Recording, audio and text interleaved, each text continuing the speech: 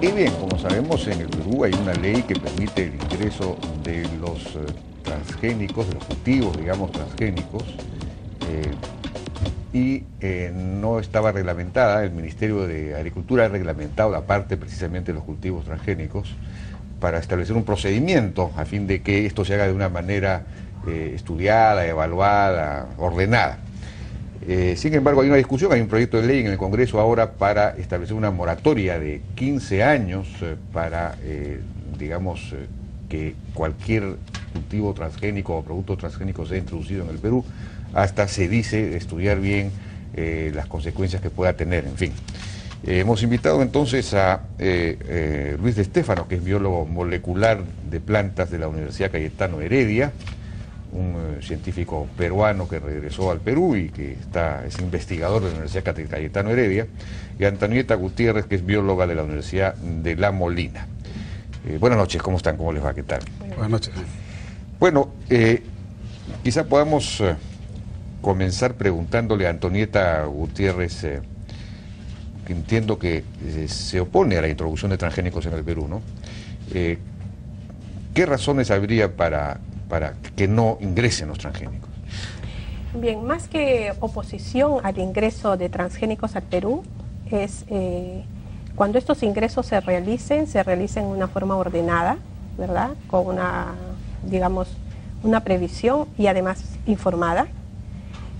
Lo que sí causa preocupación y me causa mucha preocupación es la liberación de los organismos vivos modificados al ambiente, sean estos plantas o sean estos peces o insectos. Es decir, el mayor riesgo está dado cuando uno libera al ambiente, no sabe exactamente bajo qué condiciones las libera, en qué ecosistemas estos transgénicos se van a encontrar. ¿Cómo que libera al ambiente? No lo entiendo. Sí, por ejemplo, se siembra una semilla transgénica en campo, ¿no? Y esta planta crece y se puede polinizar libremente. Esto es una liberación del organismo vivo modificado al ambiente. O cuando uno libera un insecto para cualquier uso, ¿no? Al ambiente también, o sea, esto se dispersa. O cuando uno libera algún otro tipo de organismo, por ejemplo peces, ¿verdad? Que si es que no están adecuadamente manejados, estos pueden llegar a los ríos, pueden llegar a afectar la diversidad en el sistema acuático. Pero en el caso de la polinización se dice que más allá de 50 o 100 metros no... Esto es bastante variable, y es variable dependiendo del ecosistema. Hay lugares secos, ¿no? En donde muy probablemente el polen se pueda dispersar a mayor distancia. Hay lugares más húmedos en donde el mismo polen se puede dispersar mucho menos. Hay ecosistemas con muchos insectos que son los transportadores, vamos a decir así, o lluvias, ¿no? Entonces depende bastante del ecosistema en donde se libera. ¿Y hay algún problema con este reglamento que ha salido del Ministerio de Agricultura? Sí, el reglamento que salió el día 15, digamos, fue un reglamento sorpresivamente dado, ya que si bien se ha discutido otros textos, el texto que ha salido aprobado no fue puesto, digamos, a consulta o prepublicado para recibir algún tipo de sugerencias, ¿no? Y particular... Pero el resultado, tal como, digamos, tal tiene para, personalmente, ¿no? Yo le encuentro algunas dolencias, ¿no? A este documento. Y se las puedo mencionar. Particularmente cuando uno ve la estructura de una norma, tiene que adecuar exactamente el objetivo con el ámbito de aplicación de la norma. El objetivo y el ámbito de aplicación de la norma no concuerdan en este decreto, ¿no? Que sería un punto, ¿no? Hay un tema que, para no mencionar todos aquellos que yo he visto, hay un tema que sí me causa preocupación, por ejemplo, la evaluación de los riesgos, que es el corazón fundamental de este decreto, porque regula la parte administrativa y técnica del procedimiento. Y el proceso de evaluación de riesgos da origen a un dictamen, ¿no? El producto de esta evaluación de riesgo. Y el dictamen es por el registro del OVM, ¿no? Sin ningún tipo de condicionamiento, se acepta la utilización del organismo vivo modificado. El registro del OVM con un seguimiento o un monitoreo o la denegación del registro. Son 3 puntos que se dan, las posibilidades. Este registro de OVMs sin ninguna atingencia, es decir, y lo dice textualmente, por considerarse de mínimo riesgo. O sea, no se le hará un seguimiento, un monitoreo, una gestión del riesgo. Y este mínimo riesgo, si nosotros vamos al capítulo correspondiente en el cual se indica, que es el capítulo 8, el mínimo riesgo es clase de riesgo 1. ¿Y qué indica textualmente? Vegetales genéticamente modificados cuyos organismos parentales históricamente no causan enfermedades al hombre, animales o plantas. Entonces ahí caen todos. El maíz transgénico, la soya transgénica, la colza transgénica, la papaya todos calzan en clase de riesgo 1. Quiere decir que a todos estos organismos vivos modificados, plantas, que no son malezas y que no causan riesgo, no se les van a someter a los procesos de gestión del riesgo. Si no causan riesgo, ¿para qué se los va a someter? Pero ¿por qué a priori decimos que ninguno de ellos causan riesgo? No sé, dice que hay una evaluación previa. Acá, clase de riesgo 1, ya están puestos todos ellos. No se les va a hacer ningún tipo de evaluación porque caen dentro de la definición. O sea, si ya está definido... ¿Dice ahí que el maíz no se va a evaluar? Dice allí, clase de riesgo 1, vegetales genéticamente modificados que históricamente, o sea, se va la historia y el maíz no ha causado enfermedades al hombre. Entonces, si caen allí. Si esos transgénicos no han causado problemas, entonces ¿cuál es el problema? El tema es que precisamente no existe evidencia científica corroborable que el maíz no haya causado enfermedades porque no hay las investigaciones realizadas, ni tampoco lo contrario. Por eso es que nosotros tenemos que tener un análisis y gestión de riesgos. Doctor De Stefano, ¿cuál es su posición respecto de esto? ¿Los transgénicos tienen riesgos? ¿Qué riesgos pueden tener? ¿Qué cosas pueden ocasionar? Bueno, mi posición personal también es que, difiere de la doctora, es que no hay riesgos. Cuando se refiere en el reglamento a históricamente, se está refiriendo a eventos que en otros países en el mundo han demostrado que no han causado ningún problema. No lo define por especie, sino por el evento. Por ejemplo, maíz BT con el código tal de la compañía tal, no ha tenido ningún problema en el mundo, ese ya tiene una historia de varios años en que ha estado.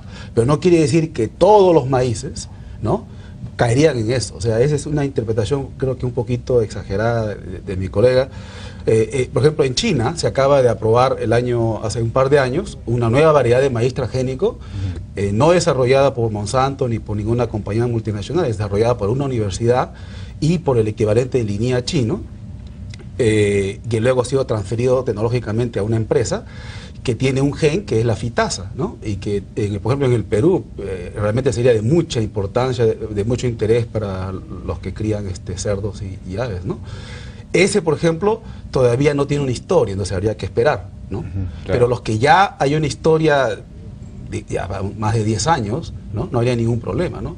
Lo que pasa aquí es que realmente, y vuelvo a insistir en mi opinión personal, hay una tremenda desinformación, ¿no?, que está atrayendo, se está volviendo cool, realmente estar en contra, y realmente se han juntado esta situación con las elecciones. Entonces hay una cuestión como que el contexto político no es quizás el adecuado, pero en todo momento estas decisiones tienen que ser tomadas,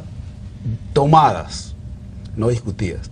La decisión tiene que ser tomada por las personas que ¿hay algún sepan. cultivo transgénico que haya tenido alguna consecuencia negativa en la salud del ser humano?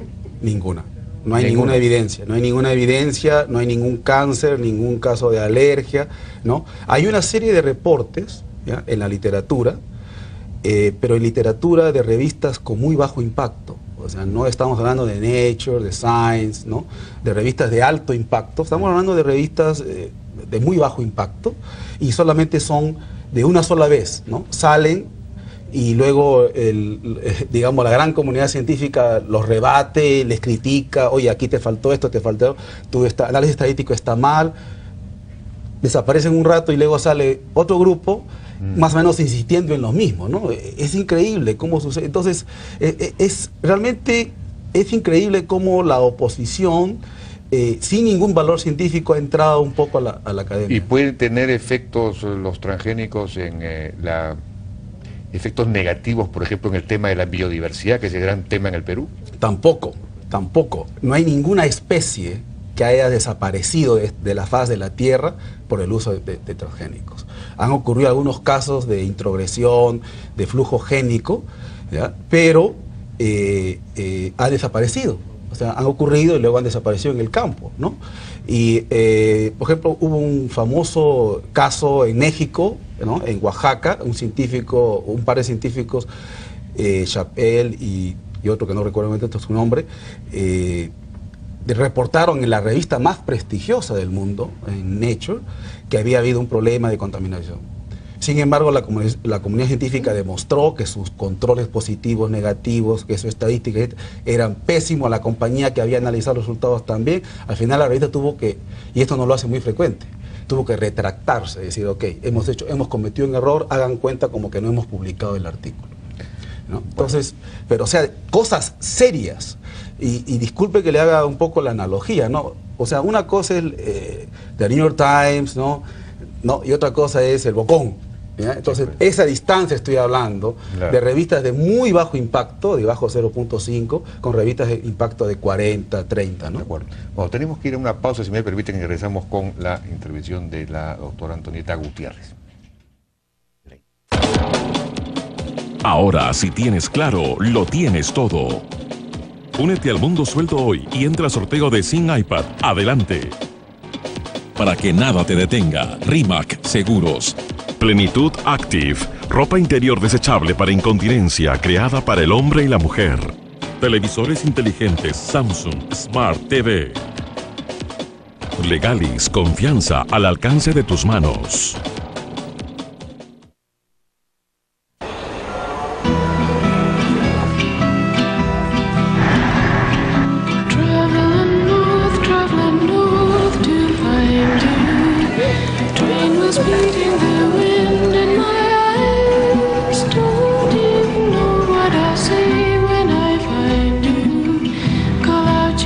Sumérgete en lo increíble. Busca y navega por el Internet con el nuevo Samsung Smart TV. El hogar que tu familia merece, con los más finos acabados y una exclusiva ubicación, te lo ofrece Constructora Richmuller. Pregunte por nuestras promociones y acceda a precios muy convenientes. Esta es la oportunidad que esperabas, tal como lo soñaste. Construye y vende Constructora Richmuller. Informes 440-3508. Ya comenzaron los días fantásticos en Saga Falabella. Aprovecha 30% de descuento en miles de productos de temporada. Ven y compara precios finales. Los días fantásticos solo se viven en Saga Falabella. Ve más allá del blanqueamiento con Aquafresh White and Shine. Los dientes pueden verse opacos debido a pequeñas imperfecciones. Es por esto que Aquafresh creó White and Shine. Sus micropartículas pulen suavemente los dientes, dejándolos más blancos y tan suaves que brillan. De hecho, 9 de cada 10 personas pueden sentir la diferencia. Ve más allá del blanqueamiento con Aquafresh White and Shine. Aquafresh, sorprendente.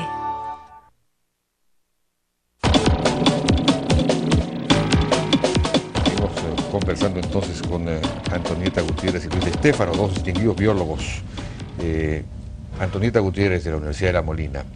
Bueno, nos ha dicho Luis Estéfano que prácticamente no hay casos de afectación a la salud y prácticamente tampoco de destrucción de otras especies, en fin, no hay esos efectos que se le atribuye a los transgénicos. Bueno, señor Daltaos, creo que en el plano de la discusión el tema aguanta todo. Yo respeto mucho la opinión que tienen colegas al respecto, sin embargo discrepo sustancialmente de las afirmaciones que se hacen. Organismos internacionales no llegan a semejantes afirmaciones como muchas veces escuchamos de algunos colegas.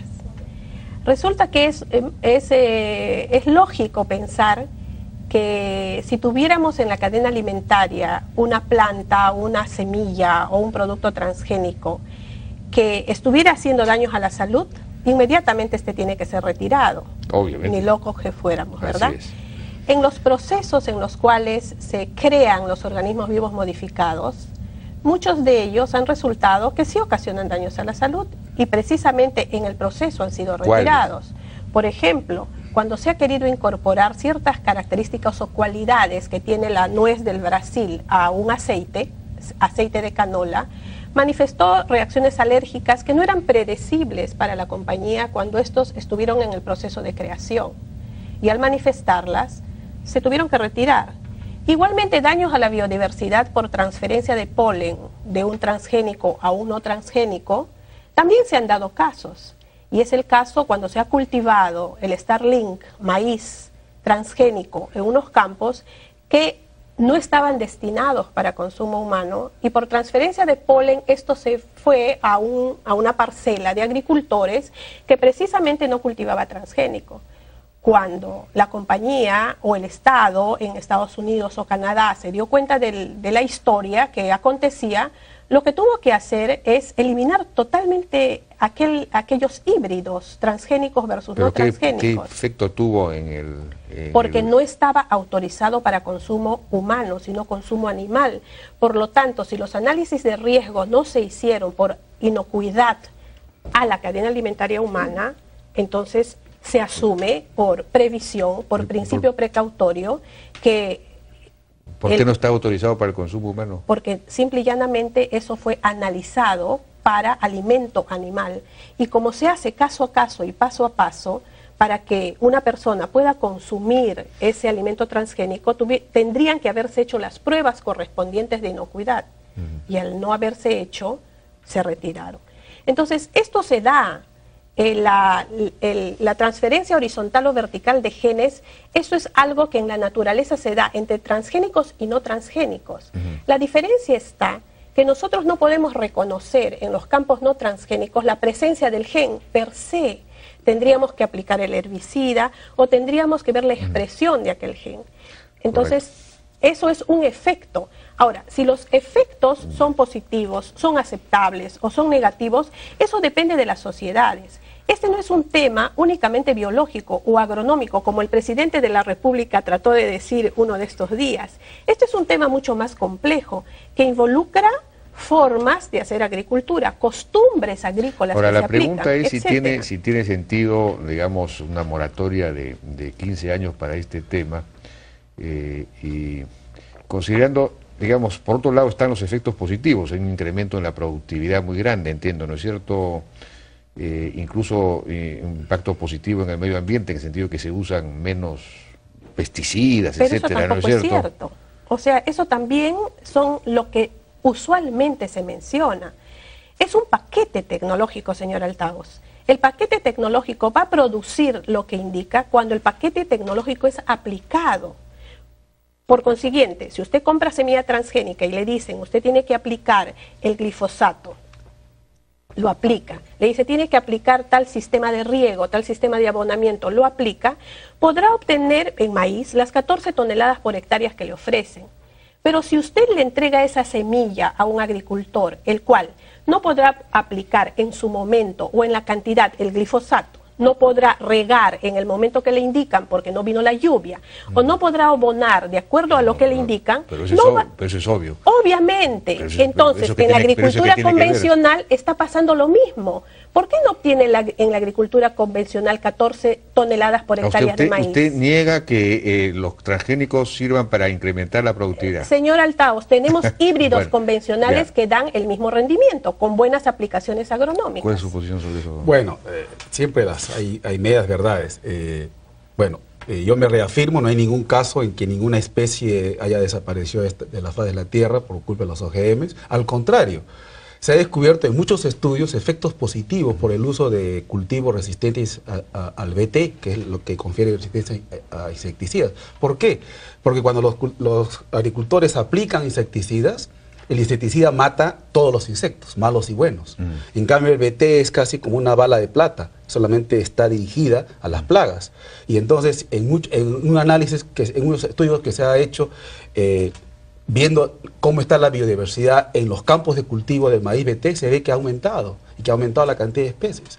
Inclusive hay estudios de Europa, algunos de Europa, pero más de China, ¿no? Donde los campos que están a los costados, donde no usan el BT, se benefician porque la presión de la plaga disminuye. Entonces hay un efecto de derrame, digamos, ¿no? De chorreo, claro, para los agricultores. Ahora, es cierto que los híbridos, hay híbridos que también le dan ahorita 14 toneladas, pero lo que no se dice es que lo hace a costa de un uso de insecticidas de 12, de 10 a 12, tal vez un poco más aplicaciones.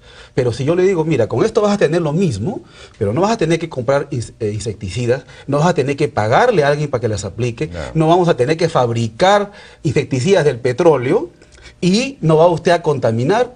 Son 4 beneficios en uno. De acuerdo.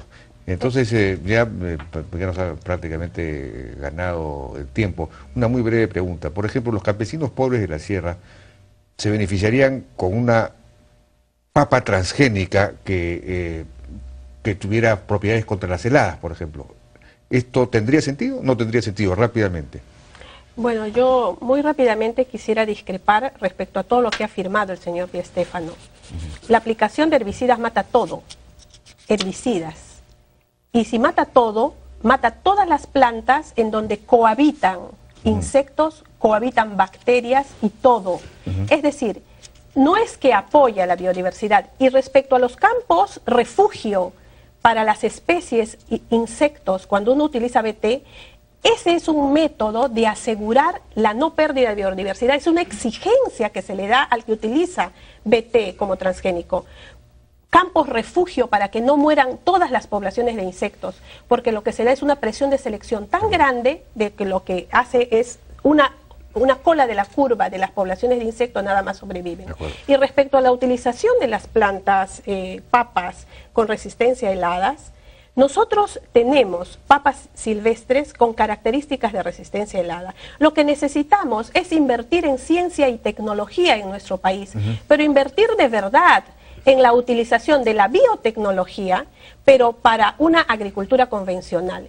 Y esperar que cuando tengamos un serio problema nacional y necesitemos del uso de los transgénicos, apostar por ellos, pero con una autoridad suficientemente fortalecida para que no se originen estos daños a la biodiversidad. Bueno, mi posición es totalmente opuesta. Yo creo que sí se beneficiarían los cultivos, porque dígale eso a los campesinos de Tayacaja. Hace pocos 2-3 años perdieron 600 variedades de papa por 1 o 2 noches de helada. Y tanto que tuvieron que ir y decirle a los del CIP, por favor, dennos los duplicados de esas papas. También se beneficiarían por una papa resistente a la rancha, ¿no? Que cada vez está viniendo más. Entonces, yo creo que el mito... Hay varios mitos. Hay mucha gente en el campo de los que se oponen a la tecnología son Monsanto dependientes. Tienen una fijación sobre Monsanto. Y yo le acabo de hablar ya de una compañía china y una compañía india. Hay muchas nuevas compañías que están desarrollando productos. Y así como tenemos en las calles de Lima 28 diferentes marcas de autos chinos, de aquí a unos años vamos a poder también tener marcas de semillas transgénicas de China, de India, de Filipinas, etc. Entonces, lo que necesitamos los científicos en el Perú es que nos den listos para poder comenzar a trabajar en estas cosas que se acaban de mencionar acá. Bueno, ya lamentablemente tenemos que cortar esta discusión, que es muy importante y que tiene que ver mucho con el desarrollo del país, ¿no? Y en todo el sentido de la palabra. Muchas gracias a Antonieta Gutiérrez, bióloga de la Universidad de La Molina, y a Luis Stéfano, biólogo molecular de plantas de la Universidad Cayetano Heredia. Muchas gracias. Vamos a una pausa y regresamos ahora con la entrevista que grabamos el día de ayer con Rudolph Giuliani, el exalcalde de Nueva York, que ha sido llamado por Keiko Fujimori para que formule una propuesta de seguridad ciudadana. Giuliani redujo la inseguridad drásticamente en Nueva York. Regresamos.